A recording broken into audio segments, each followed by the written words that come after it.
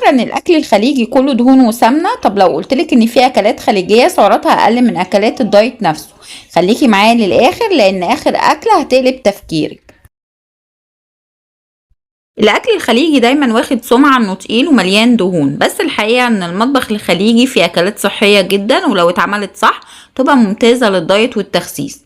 النهاردة هقولك اكلات خليجية بتشبع وسعراتها قليلة وتنفع لو بتعملي دايت او تحافظي على وزنك. ركزي معايا وكل اكلة هقولك سعراتها وطريقة اكلها صح. اول حاجه الجريش الخليجي الدايت، والجريش من اكتر الاكلات الخليجيه الصحيه لانه معمول من قمح مجروش، يعني في الياف عاليه وشبع طويل وسكر الدم ثابت.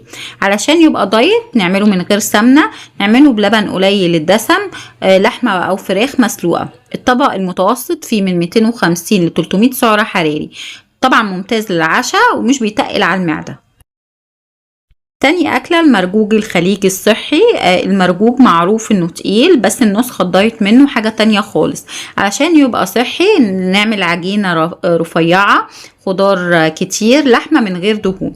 الخضار طبعا بيشبع والعجينة قليلة. الطبق المتوسط حوالي من 300 ل 350 سعر حراري، ينفع غدا ممتاز من غير ما يبوظ الدايت. وتالت أكلة المندي الدايت. أيوة المندي نفسه ينفع دايت بس بطريقة ذكية. نعمل ايه؟ صدر دجاج أو فخدة من غير جلد، رز أبيض أو بني بس بكمية قليلة من غير زيت زيادة. نركز على الفراخ أكتر من الرز. الوجبة كلها من 380 ل 420 سعر حراري، تشبعك وتحسسك انك أكلت أكلة محترمة مش دايت. الهريس الخليجي الصحي. الهريس من أبسط الأكلات الخليجية ومكوناتها قليلة، عبارة عن قمح أو لحمة أو فراخ.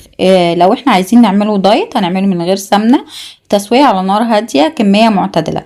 الطبق حوالي من 270 ل 300 سعر حراري، مناسب جدا للدايت واللي بيلعب رياضة. السمبوسة الدايت. بقى نخش على المفاجأة، سمبوسة بس دايت. ازاي نعملها مش مقلية، يعني نعملها في الفرن او الاير فراير. نعملها حشوة خضار او تونة متصفية. القطعة الواحدة من 80 ل 100 سعر حراري، يعني ممكن ناكل من غير تأنيب ضمير.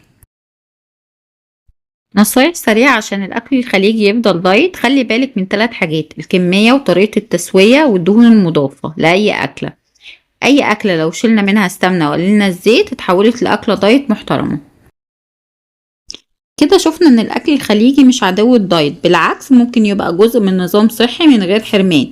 قولولي في الكومنتات اني اكله خليجيه نفسك تعمليها دايت. ولو الفيديو عجبك اعملي لايك واشتركي في القناه عشان يوصلك كل جديد دايت من غير حرمان. واستنوا الفيديوهات الجايه. سلام.